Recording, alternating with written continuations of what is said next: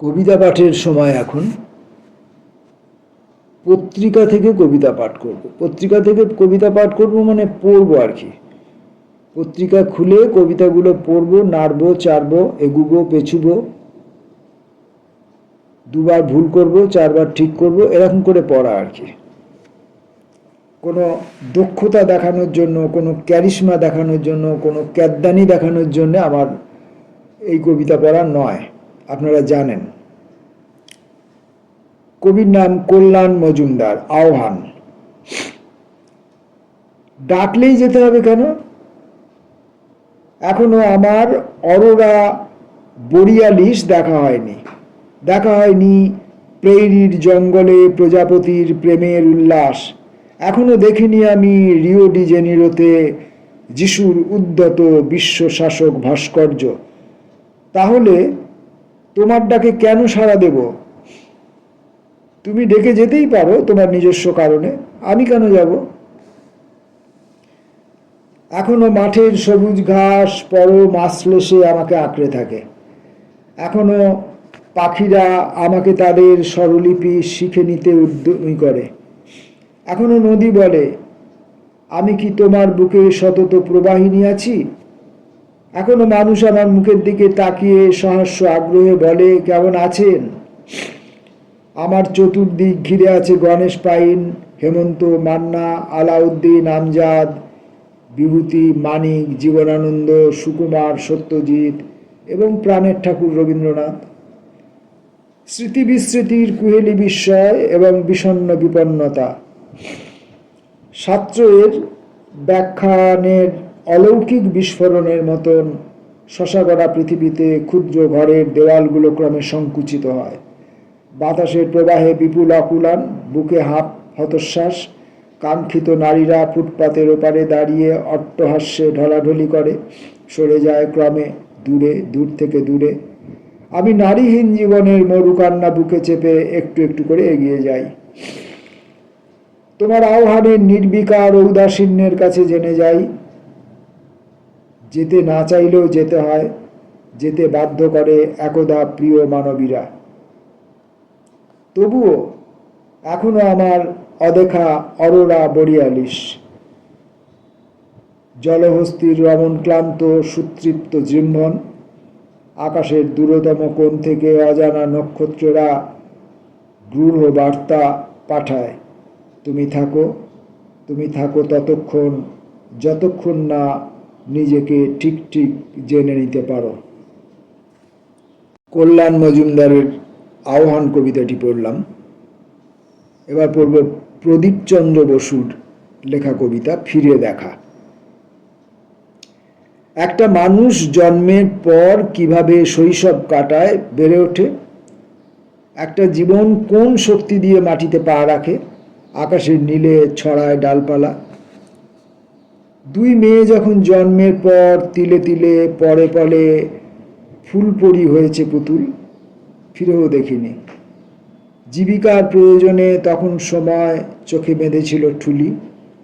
উদয়াস্ত আমি ওদের কথাই ভেবে অন্ন, বস্ত্র, শিক্ষা, স্বাস্থ্য, আদর্শ বেড়ে ওঠার প্রয়োজন মেটাতে নজর করিনি বড় হওয়া। আজ আমার দৌহিত্র জীবনের প্রাকৃতিক পাঠ নিয়ে সামনে দাঁড়িয়ে। জন্মলগ্ন থেকে দেখছি তার ক্রম উত্তরণ। একটা মানুষ কখন শোয়া থেকে উঠে বসে, হাওয়া দেয়, কিভাবে চলতে শেখে, দুধ ছেড়ে অন্যের ব্যঞ্জন, শেষে কথা বলা, নিকট জনের মুখ চেনা, কীরকম অল্পেতে খুশি হয়, অক্লেশে চায় যা কিছু চাওয়ার। ওই আয়নায় দেখি স্মৃতিহীন আমার শৈশব, ডালপালা যেভাবে ছড়িয়েছিল মায়ার শরীরে।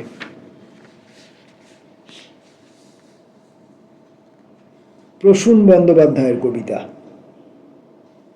খুব ছোট এই পরিসর, এতই ছোট যে সম্ভবত খুঁজে নাও পাওয়া যেতে পারে। প্রসূন বন্দ্যোপাধ্যায়ের কবিতা পরিসর। খুব ছোট এই পরিসর, এতই ছোট যে সম্ভবত খুঁজে নাও পাওয়া যেতে পারে।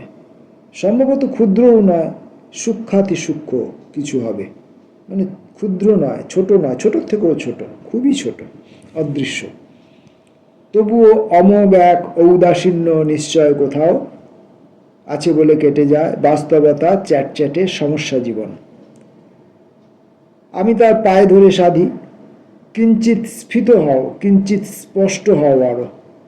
তখনই দেখি সে পরিসরখানি মহাকাল সমান পরম ঔদাসীন্যের বিগ্রহ। সেই তবে ভেতরে আমার।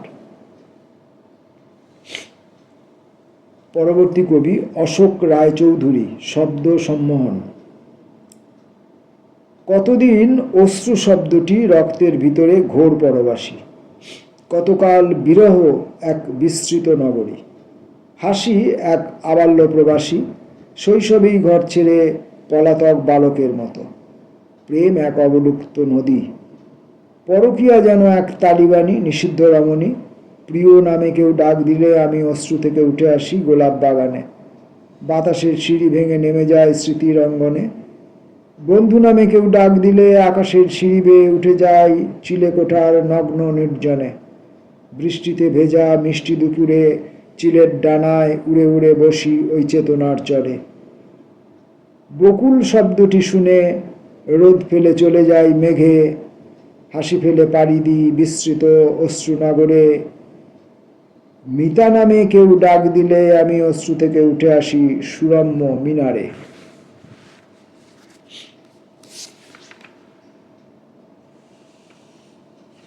আপাতত নির্মল বসাকের দুটি কবিতা পড়ব। মেটামরফোসিস, নির্মল বসাক। আমরা তো মানুষের মতো অনায়াস করে নিই তাকে মা বলি, তিনি তো মানুষই তবে, মেয়ে ভাবলেও মানুষ। কারো কমলা রঙের শরীর, কারো ফুটফুটে সাদা, কারো হস্তি মাথা, কেউ বা 4 হাত দেবতা। ভুঁড়িদার গণেশকে বসাই পুঁচকে ইঁদুরের ঘাড়ে, ময়ূরে উড়াই কার্তিক, পেঁচা ও হাঁস পদানত থাকে লক্ষ্মী সরস্বতীর। অনায়াসে 4 মাথা গড়ি, অনায়াসে সিংহ বাহিনী। মেটামরফোসিস সাহেবরা আর কি শেখাবে? কামুকাপকার অনেক আগেই পুরাণ, ভাগবত, জলবত্তরলং এই ব্রহ্মাণ্ড বিশ্ব। শুধু পেটে ভাত নেই, তাই সাহেবরা ডাঙস মেরে আমাদের চালায়, শেখায়। নির্মল বসাকের পরের কবিতাটি ধুলোবালির পথ আমার।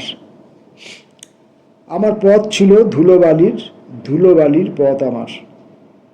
বাঁশবাগানের ছায়ায় ঢাকা, গাব, শেওড়া, তেঁতুল গাছের ভয় মেশানো, কিন্তু ওই ঘন সবুজের ফাঁক দিয়ে হলুদ সূর্য যখন এসে চোখ ধাঁধাতো, তাও ছিল আমার, একান্তই আমার নিজের জগতের সম্পদ। আবার যখন বৃষ্টি নামতো কাল বৈশাখীর কিংবা আষাঢ় শ্রাবণের, তাও যে এক নয় বুঝতাম, খুব বুঝতাম আমি। আমার পথ কাদা হয়ে যেত, ডিঙি মেরে মেরে যেতে হতো বাজারে কিংবা নদীতে, তারপর একদিন সব ভাসিয়ে আমার সব পথ জলপথ হয়ে যেত, কাদা হয়ে যেত, তারপর সব পথ একদিন জলপথ হয়ে যেত। আশ্বিনের পরেই আবার আমার সেই ধুলোবালির পথ, সেই ধুলোতে পায়ের পাতা ডুবিয়ে সন্তর্পণে পাটা সরিয়ে এনে ঘর বানাতাম, সন্তর্পণে পাটা সরিয়ে এনে ঘর বানাতাম, ঠিক যেন এস্কিমোদের বরফ ঠান্ডা ঘর। এমন দিনে নিয়োগী পুকুরের চালার ওই দিক থেকে খেজুর গাছের সারির ভিতর দিয়ে একটা খপ খপ শব্দ শুনতে পেতাম, জোড়া ঘোড়ার পায়ের শব্দ, ক্রমশ ঘুঙুরের শব্দ হালকা থেকে তীব্র হয়ে উঠতেই তিনি আসছেন বলে ওই পুকুরের চালার দিকে ছুট লাগাতাম। হ্যাঁ, তিনিই তো, রাজেন্দ্রাণীর মতো গাড়িতে ওই বসে আছেন, আমার পৃথিবীর মধ্যে সর্বোত্তম মহিলা, সবচেয়ে প্রিয় নারী। কদিন হাসি খেলার মধ্যে কাটিয়ে দিয়ে তিনি চলে গেলেন আবার। পড়ে থাকলো আমার ধুলোবালির পথ আমার। বুকে রথের চাকার দাগ যেন স্বপ্নে ও জাগরণে আরো বেশি করে মনে পড়ায় তাকে। তিনি আমার ধুলোবালির ঘরটি দেখেছিলেন যে। এই ছিল আজকের পত্রিকা থেকে কবিতা পাঠ। ফিরে আসব অন্য দিন অন্য কারো কবিতা নিয়ে। নমস্কার।